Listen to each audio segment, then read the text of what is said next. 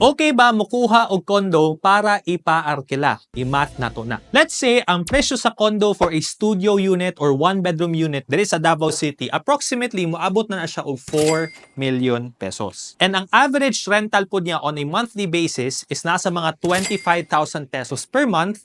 Pag imo na siyang i-convert to annual, moabot na siya og 300,000 pesos. Para makuha nato ang rental yield, all we have to do is divide the annual rental income sa condo price. In this case, 300,000 divided by 4 million.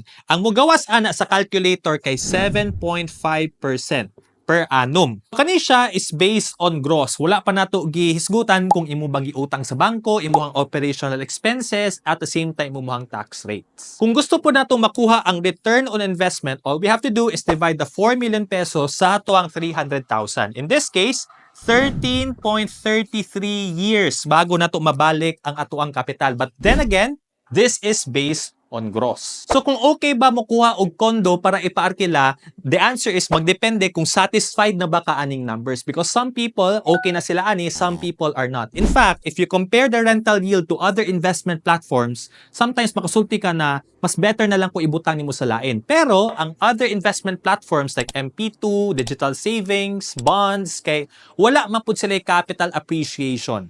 Unlike sa kaning condo price, nagasaka man pud yang value. Therefore, if you plan to sell it in the future, paspas mo makuha ang return on investment. Para sa imo, sulit ba makuha og kondo para ipaarkila? Ibutang daw sa comment section.